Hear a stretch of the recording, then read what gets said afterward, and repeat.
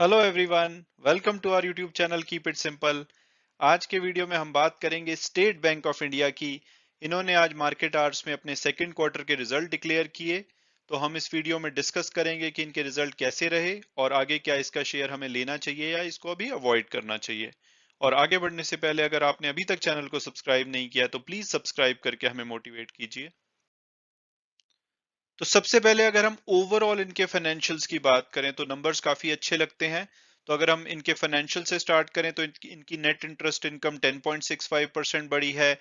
Net interest margin जो domestic market के हैं वो 0.16% बढ़े हैं। ऑपरेटिंग प्रॉफिट 9.84% और नेट प्रॉफिट इनका 66.73% बढ़ के 7,627 करोड़ रहा है। और अगर हम इनकी की रेशियोज की बात करें तो क्रेडिट कॉस्ट और नेट एनपीए के नंबर अच्छे आए हैं, दोनों ही कम हुए हैं। हालांकि इनकी प्रोविजन कवरेज रेशो और कैपिटल एडिक्वेसी रेशो में भी थोड़ी कमी देखी गई है, जो कि अच्छी बात नहीं है। लेकिन अगर इनके बैलेंस शीट की बात करें तो इनके जो एडवांसेस हैं यानी कि लोन्स ये देते हैं वहां पे 6% से ज्यादा की ग्रोथ देखी गई है। डिपॉजिट्स में ऑलमोस्ट 10% की ग्रोथ देखी गई है और रिटेल लोन्स में 15% से भी ज्यादा की ग्रोथ देखी गई है। और अगर हम इनके और कुछ की मैट्रिक्स की बात करें तो करंट अकाउंट इनके 19.2% से ग्रो हुए हैं। सेविंग अकाउंट 10.55% से। और एक्सप्रेस क्रेडिट जो कि ये वेकेशन के लिए या वेडिंग के लिए या कोई वन टाइम आपको बिग परचेस करनी हो तो ये एक्सप्रेस क्रेडिट देते हैं, जिनको कि आप पर्सनल लोन भी कह सकते हैं। वहां पे बहुत अच्छी ग्रोथ देखी गई है 31.23% की।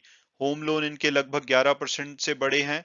और रिटर्न ऑन असेट्स 0.18% से और रिटर्न ऑन इक्विटी 4.3% से 4.23% से। सो ओवरऑल नंबर्स काफी अच्छे लगते हैं। तो अब अगर हम इनके लोन्स के पोर्टफोलियो को थोड़ा डिटेल में देखें तो जो इनका ओवरऑल लोन का पोर्टफोलियो है उसमें से 41.9% रिटेल पर्सनल लोन्स हैं, 35.1% कॉर्पोरेट लोन्स, 13% एसएमई लोन्स और 10% एग्रीकल्चर लोन। और अगर आप ग्रोथ देखेंगे तो रिटेल पर्सनल लोन में 15% से ज्यादा की ग्रोथ देखी गई और स्पेशली इसमें होम लोन्स, एक्सप्रेस क्रेडिट और गोल्ड लोन्स में ग्रोथ देखी गई है।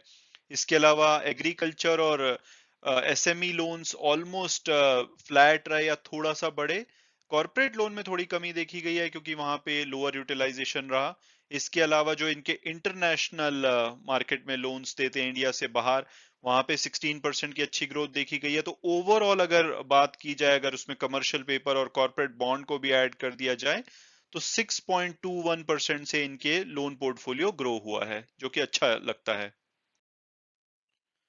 तो अब अगर हम बात करें इनके रिटेल पर्सनल लोन की, जो कि इनके ओवरऑल लोन के 42% है, तो वहां पे ये टोटल जो लोन डिसबर्स कर चुके हैं 9 लाख करोड़ से भी ज्यादा हो चुके हैं। और 3 साल की अगर कंपाउंडेड एनुअल ग्रोथ रेट देखी जाए तो 16% के आसपास आती है। और अगर हम बात करें इंडिविजुअली कि किस लोन्स ने रिटेल में सबसे अच्छा किया, तो सबसे ज्यादा ग्रोथ इनके गोल्ड लोन्स में देखी गई है 91% के आसपास। हालांकि ओवरऑल जो लोन का साइज है वो सिर्फ 22,000 करोड़ के आसपास है। इसके अलावा 31% की ग्रोथ इनके एक्सप्रेस क्रेडिट में देखी गई है। 10% की ग्रोथ इनकी होम लोन्स में, 10 से 11%। और 4% के आसपास ऑटो लोन्स में और 7% की आसपास जो इनके और रिटेल लोन्स हैं दूसरे। और इनका जो मार्केट शेयर की बात की जाए तो ये होम लोन में इनके पास 34.94% मार्केट शेयर, यानी कि 35% जितने भी होम लोन्स लिए जाते हैं उसमें से एसबीआई के 35% होते हैं। और ऑटो लोन्स इनके लगभग 28% मार्केट शेयर है। और अगर इनके ग्रॉस एनपीए की बात की जाए तो सभी कंट्रोल में है, थोड़े से अदर लोन्स में और ऑटो लोन्स में 1% से ज्यादा है। तो ओवरऑल अगर लोन पोर्टफोलियो का देखा जाए तो आप देखेंगे, अगर सेक्टर वाइज देखें तो ये इन्होंने अपने पोर्टफोलियो को बहुत ही अच्छे से डाइवर्सिफाई कर रखा है, कहीं पे भी बहुत ज्यादा कंसंट्रेशन नहीं है। रिटेल लोन्स जो कि सेफ होते हैं और कॉर्पोरेट लोन्स में इन्होंने डिफरेंट इंडस्ट्री को लोन्स दे रखे हैं। और अगर कॉर्पोरेट लोन की रेटिंग की भी बात की जाए तो इनके 78% लोन ऐसे हैं जो ए या ए प्लस प्लस हैं और 22% लोन है जो कि ट्रिपल बी या उससे नीचे के हैं। तो लोन क्वालिटी ओवरऑल अच्छी है। 42% लोन इनके पब्लिक सेक्टर अंडरटेकिंग या गवर्नमेंट डिपार्टमेंट को दिए गए हैं, जो कि काफी सेफ हैं। तो ओवरऑल लोन की क्वालिटी काफी अच्छी लगती है इनकी।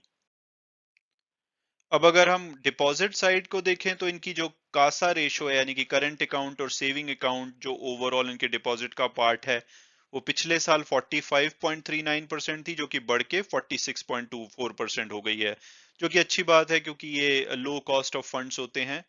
और इसके अलावा जो इनकी अगर ग्रोथ की बात की जाए तो करंट अकाउंट इनके 19.2% बढ़े हैं, सेविंग अकाउंट 10.55%, टर्म डिपॉजिट लगभग 8% के आसपास, और ओवरऑल ओवरऑल जो डोमेस्टिक डिपॉजिट है वो लगभग 10% की ग्रोथ उसमें देखी गई है, और इंटरनेशनल डिपॉजिट में 12.5% के आसपास। तो अगर हम टोटल डिपॉजिट की बात करें तो ये 38 लाख करोड़ से भी ज्यादा है, और इसमें ओवरऑल 9.77% की ग्रोथ देखी गई है पिछले साल के कंपैरिजन में। और 62% जो नए सेविंग अकाउंट है वो इनके डिजिटल प्लेटफॉर्म योनो है वहां से खोले गए हैं पिछले 6 महीने में। तो ये अपने डिजिटल प्लेटफॉर्म को भी काफी अच्छे से यूटिलाइज कर रहे हैं।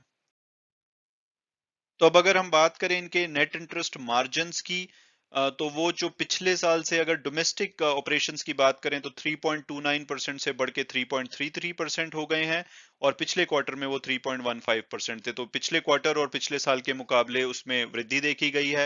हालांकि जो इनके इंटरनेशनल ऑपरेशन है यानी कि ओवरसीज भारत से बाहर के जो ऑपरेशन हैं वहां पे थोड़ी सी मार्जिन में कमी देखी गई है। वो पिछले साल 1.15 थे जो कि अब घट के 1.06 हो गए हैं। हालांकि पिछले क्वार्टर में भी वो सेम ही थे। लेकिन अगर हम ओवरऑल देखें यानी कि डोमेस्टिक और इंटरनेशनल दोनों को ऐड करें तो वहां पे थोड़ा सा इन्होंने बेटर किया है पिछले साल के मुकाबले में 2 बेसिस पॉइंट, और पिछले क्वार्टर से काफी अच्छा लगभग इनके 0.17% मार्जिन बढ़ा है। और अगर इनकी जो भी इन्वेस्टमेंट है उस पे यील्ड की बात की जाए तो वहां पे थोड़ी सी कमी आई है पिछले साल से। और रीजन ये है कि ओवरऑल हर जगह इंटरेस्ट रेट कम हो रहे हैं, तो अभी आप देखेंगे कि इनकी इन्वेस्टमेंट पे हो या इनके जो लोन्स ये आगे देते हैं उसमें भी, क्योंकि इंटरेस्ट रेट लगातार कम हो रहे हैं कंपटीशन के चलते, और जैसे ओवरऑल इंटरेस्ट रेट्स कम चल रहे हैं कंट्री में, तो उस वजह से इनकी जो यील्ड है वो लगातार कम हुई है। लेकिन साथ साथ में जो कॉस्ट ऑफ डिपॉजिट्स है वो भी लगातार कम हो रही है। पिछले साल वो 4.35% थी जो कि घट के 3.84% हो गई है डोमेस्टिक ऑपरेशंस में, और इंटरनेशनल में भी उसमें कमी आई है। तो ओवरऑल इंटरेस्ट रेट पे प्रेशर है तो वही देखा जा रहा है, बट नेट इंटरेस्ट मार्जिन इनके थोड़े से इंप्रूव हुए हैं। तो अब अगर बात की जाए इनके एक्सपेंसेस साइड की तो बैंक बहुत ही अच्छा करता है एक्सपेंसेस में हमेशा, और इनकी जो कॉस्ट टू असेट्स है वो वन ऑफ द बेस्ट है इंडस्ट्री में। तो ओवरऑल इनके जो एक्सपेंसेस हैं उसमें से 41.9% सैलरी के रूप में जाते हैं, 18.2% जो इनके रिटायरल बेनिफिट्स हैं या दूसरे प्रोविजन है उसमें खर्च किए जाते हैं। उसके अलावा जो वेरिएबल ओवरहेड्स होते हैं उसमें 39.9% बैंक खर्च करता है। लेकिन अगर हम इसको पिछले साल से कंपेयर करें तो इनकी जो कॉस्ट टू इनकम है 55.7% थी, वो घट के 53 हो गई है, जो कि अच्छी बात है। सिमिलरली ओवरहेड भी इनके पिछले साल के मुकाबले कम हुए हैं, और टोटल कॉस्ट भी कम हुई है। तो कॉस्ट में ये काफी अच्छा कंट्रोल करता है बैंक हमेशा, और इस बार भी वो इनके नंबर में रिफ्लेक्ट कर रहा है। तो अब अगर हम कुछ इनकी रिटर्न्स रेशो की बात करें तो सबसे पहले अगर रिटर्न ऑन इक्विटी देखी जाए इनके बॉटम सेक्शन में, तो वो जो 2015 तक डबल डिजिट में रहती थी हमेशा, और एक टाइम था कि वो 18% से भी ऊपर होती थी, लेकिन 2017 से उसमें भारी कमी देखी गई थी क्योंकि कॉर्पोरेट असेट क्वालिटी काफी खराब हो गई थी। तो वो एक बार के लिए तो नेगेटिव हो गई थी, लेकिन वहां से अब इम्प्रूव करते करते अब ये 13.2% पे आ गए हैं जो first half of the year अगर देखा जाए। तो वापस ये अपनी रिकवरी पे हैं, और जो इनकी कॉर्पोरेट असेट क्वालिटी गिरने से पहले की रेशो थी उसको बीट करने लगे हैं या उसके आसपास पहुंचने लगे हैं। और वही ट्रेंड इनका रिटर्न ऑन असेट में भी देखा जा रहा है जो कि 2017-18 के पीरियड में काफी नीचे गिर गई थी, लेकिन अब वापस इंप्रूव हो रही है, और अब वो 2015 या उसके आसपास जो रहती थी उस लेवल पे पहुंच रही है। तो अब अगर हम बात करें इनकी असेट क्वालिटी की तो सबसे पहले अगर ग्रॉस एनपीए देखे जाएं तो पिछले साल वो 1,26,000 करोड़ के आसपास थे, जो कि वहां से बढ़ के जून में 1,34,000 करोड़ से भी ज्यादा हो गए थे, लेकिन अब घट के 1,24,000 करोड़ के आसपास रह गए हैं। और नेट एनपीए की बात की जाए तो पिछले साल सितंबर में वो 36,500 करोड़ थे, जो कि जून में बढ़ के 43,000 करोड़ से भी ज्यादा हो गए थे, लेकिन अब वहां से घट के 37,000 करोड़ रह गए हैं। और अगर हम इनकी रेशोज भी देखें तो ग्रॉस एनपीए रेशो और नेट एनपीए रेशो दोनों ही पिछले साल और पिछले क्वार्टर से बेटर हुई हैं। हालांकि पीसीआर प्रोविजन कवरेज रेशो की बात की जाए तो वो थोड़ी सी कमी देखी गई है, लेकिन अभी भी 87.68% की स्ट्रॉन्ग रेशो है। और अगर उसमें से एनपीए को हटा दिया जाए तो 70% के आसपास है, जो कि अच्छी कही जा सकती है। और अगर आप स्लिपेजेस यानी कि जो डिफॉल्ट्स होते हैं वो परफॉर्मेंस देखेंगे तो पिछले फर्स्ट क्वार्टर में काफी ज्यादा थे, लेकिन वहां से आप देखेंगे कि 15,666 करोड़ के से घट के 4,176 करोड़ रह गए हैं। और अगर अगर हम हाफ ईयर की परफॉर्मेंस को पिछले साल हाफ ईयर से कंपेयर करें तो वहां से भी कमी देखी गई है। तो ओवरऑल ये कहा जा सकता है कि असेट क्वालिटी भी बैंक की इंप्रूव हो रही है। अब अगर हम इनके सब्सिडरीज की परफॉर्मेंस पे थोड़ा सा नजर डालें तो एसबीआई कार्ड और एसबीआई लाइफ इनकी दो लिस्टेड सब्सिडरी हैं। एसबीआई कार्ड में इनका 69.34% स्टेक है, एसबीआई लाइफ में 55.49, और दोनों ने ही प्रॉफिट आफ्टर टैक्स अच्छा कमाया है। एसबीआई कार्ड का 650 करोड़ है और एसबीआई लाइफ का 470 करोड़। और अगर इनकी अनलिस्टेड सब्सिडरी की बात की जाए तो एसबीआई फंड्स मैनेजमेंट, जिसमें कि इनका 62.63% हिस्सा है, इनके एक जॉइंट पार्टनर है उसमें अमोंडी, उसमें इनको 503 करोड़ का प्रॉफिट हुआ है। एसबीआई जनरल इंश्योरेंस, जिसमें कि इनका 69.98% हिस्सा है, वहां पे 127 करोड़ का। एसबीआई कैपिटल मार्केट जो इनकी होली ओन्ड सब्सिडरी है, 299 करोड़ का वहां पे प्रॉफिट हुआ है। और एसबीआई जो सोसाइटी जनरल के साथ इनका जेवी है ग्लोबल सिक्योरिटीज में, वहां पे इनको 53 करोड़ का फायदा हुआ है, इसमें इनका 65% स्टेक है। तो ओवरऑल इनकी सब्सिडरीज ने भी काफी अच्छा किया है। तो अब इम्पोर्टेंट क्वेश्चन ये है कि क्या करंट प्राइस पे हमें इसका शेयर लेना चाहिए या नहीं। तो अगर हम इसकी पास्ट परफॉर्मेंस देखें तो इन्होंने 3 साल में 85% की, एक साल में 158% की, एक महीने में 17% की, और एक वीक में लगभग 1.64% की रिटर्न दी है। तो हम ये बोल सकते हैं कि चाहे शॉर्ट टर्म हो या लॉन्ग टर्म हो, इसने अपने इन्वेस्टर को काफी अच्छी रिटर्न दी है। और अगर हम ब्रोकरेज हाउस रिपोर्ट्स को देखें तो मिड सितंबर में शेर खान ने एक रिपोर्ट पब्लिश की थी और इसका टारगेट 534 दिया था। हालांकि जो अब रिपोर्ट सेकंड क्वार्टर के बाद आएंगी, मुझे उम्मीद है कि वो इस टारगेट को काफी अच्छे से बढ़ाएंगी। और अगर हम टिकर टेप के प्रोडक्टिव एनालिसिस को देखें तो वो एवरेज प्राइस 550 बताते हैं, हायर साइड पे 725, लोअर साइड पे 358, और जो आज की क्लोजिंग हुई है वो 527.65 पे हुई है। तो हम ये कह सकते हैं कि ये अभी अपने एवरेज प्राइस से नीचे पे अवेलेबल है। और अगर इसके फंडामेंटल्स और पीयर्स एनालिसिस को देखा जाए तो पब्लिक सेक्टर में लार्जेस्ट बैंक है। अगर पी रेशो और पीबी रेशो देखें तो वैल्यूएशन थोड़ा सा हाई लगता है, लेकिन इनकी रिटर्न ऑन इक्विटी काफी अच्छी है। नेट इंटरेस्ट मार्जिन 3% से ज्यादा है, जो कि एक पब्लिक सेक्टर बैंक के लिए काफी अच्छे कहे जा सकते हैं।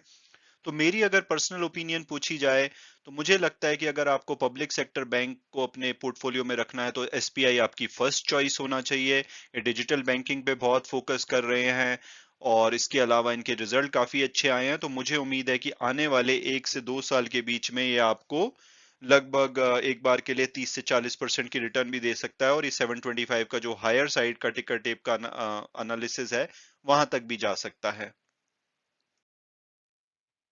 और वीडियो क्लोज करने से पहले मैं हमेशा की तरह डिस्क्लेमर दूंगा कि ये मेरी पर्सनल ओपिनियन थी इस शेयर पे। अगर आप इसमें इन्वेस्ट करना चाहते हैं तो अपने फाइनेंशियल एडवाइजर से बात कीजिए, अपनी फर्दर रिसर्च कीजिए। अगर उसके बाद आपको कंफर्ट आता है तभी आप इसमें इन्वेस्ट कीजिए। And thanks so much for watching the video and God bless you all.